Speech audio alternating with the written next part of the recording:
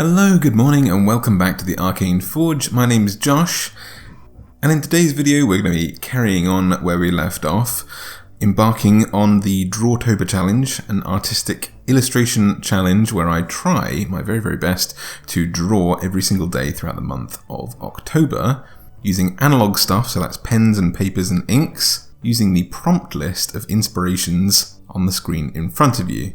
These are randomly generated words which should help me determine what I'm supposed to be drawing on each day of this month. If you'd like to join me in this challenge, you are extremely welcome to do so. We already have a lot of people who are persevering and managing to draw alongside me. Now you're very welcome to use this prompt list that I've created here, or you can use a prompt list of your own or anything like that if you would like to take part. Whether you're sitting with your morning cup of coffee, getting ready for bed, as I know some of you guys like to listen to my videos before you fall asleep, drawing, or just chilling out, I think it's time to start with day 17 and the prompt word Wriggle. So for today's prompt, I thought it would be a really good opportunity to bring out the old sea sponge and get some sort of random shapes and blotches and blobs all over the place, because this randomness sort of feels very organic. And wriggle, I think, is just an extremely organic word. You don't hear of many mechanical or modern things, any creations wriggling. This is something organic, something that slides, slithers, wriggles and rides.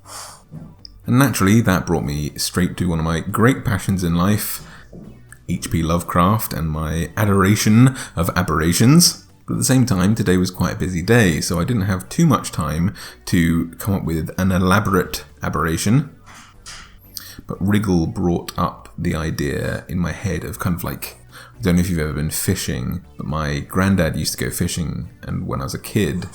But I remember seeing my granddad's bait box and thinking that was one of the most disgusting, horrible, wriggly, writhy things that I have witnessed. It's ingrained in my childhood memories. So I thought I'd try and capture that kind of hideousness in today's illustration. And the creature that kind of most exemplifies that in the monster manual for me is, or are, the Starspawn. Now I've never actually used a Starspawn creature before, despite my love of kind of aberrations and things like that. So I don't know anything about them. I've not had the chance to research them. I've not even read their entry. I've just seen roughly what they look like. I've never fought one as a player, I've never used one as a DM. I know roughly what the Starspawn of Cthulhu are, which I'm guessing is their inspiration in D&D. But in D&D, as far as images go, they seem to be these robed or hooded figures constructed entirely out of a mass of wriggling worms, vaguely taking up a kind of humanoid shape as a cluster of creatures. And they wear a sort of white mask on their face, perhaps to trade or to communicate with sort of the mortal species of our world. I didn't want to delve too deep into their lore and things like that because I feel like they're going to be a Monster Monday at some point. And my research tends to shape how I like to illustrate these things quite a lot.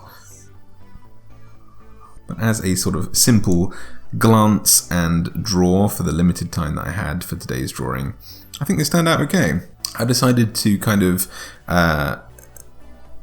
mix sort of tentacle-like themes with some patterns that I've seen very similar to kind of Death Eater masks in Harry Potter, to kind of give this white mask some kind of flavour so that it's not just an expressionless white mask. It gives me something to do other than sort of sponging on various textures. But yeah, this was a really fun one to draw because I basically went in and sponged several layers of inks to make up kind of this organic pattern after having sketched roughly a human shape. And then I went in with my brush pens and drew thousands upon thousands of tiny little curling worms, and then accentuated that with some white acrylic paint to kind of mark out some of the individual worms. I wanted it to look like a really thick and dense writhing mass.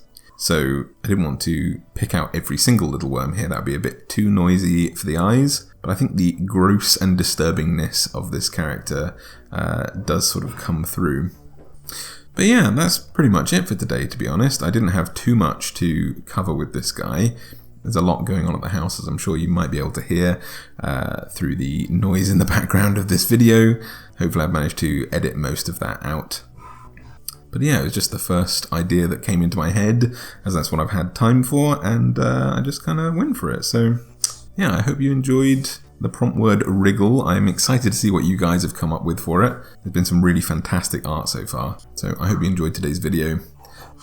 I hope you're having a fantastic day in general, and I look forward to seeing you guys back here tomorrow for day 18 and the word recovery.